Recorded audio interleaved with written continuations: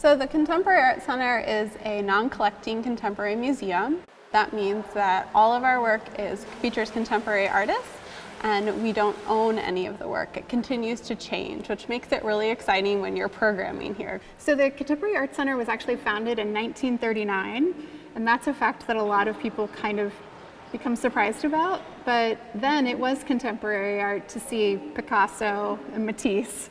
It's really been that way ever since it was founded. We were founded by 3 women, which is really cool. And they wanted to create an outlet for modern art at the time. So we were called the Modern Art Society.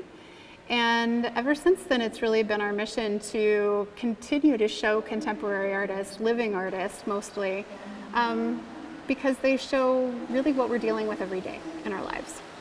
So right now we have 4 exhibitions on view.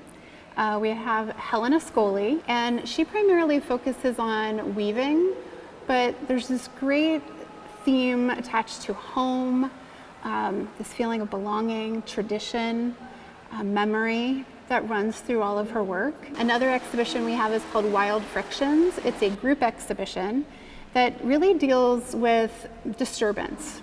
And so while a lot of the pieces in the show aren't necessarily about 2020 and COVID and the uprisings, they really give you that feeling of disruption or kind of balking at tradition. And then we have Stephanie Jameson. That show's called End Over End.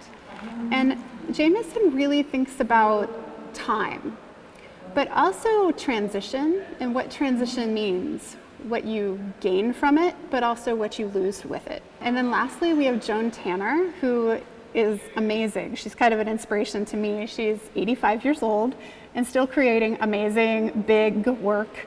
And she created this gallery full installation that really thinks about Zaha Hadid's building and plays with the idea of space and plays with the architecture, which is just really fun. So one of the phrases I use all the time is the first line of our mission statement, which is art and the creative process belong to all people. And that's something that comes through in our building. You know, there are no stairs, you walk right in off of the street. And even Zaha Hadid, created this urban carpet, where you're allowed to walk in off the street. It's the same level and it comes right up the side of the building.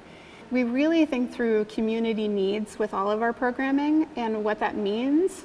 We're not just making programs, we really try to research, what the community is, what they're asking for, and to create programs for and by the community. And that's really what makes it so successful. If it's really not important to someone, why do it? Is kind of our motto. So we take a lot of pride in the fact that, we do research for our programs. I ask teachers what they need to do our educator programs, right, in order to make them better and to really work for them. And that extends out into some of our committees with accessibility, diversity, and inclusion, and just trying to make sure that we represent our community and our community, is able to be felt here and feel like they belong here. Coming up, we have a really great exhibition called The Regional, which focuses on regional artists.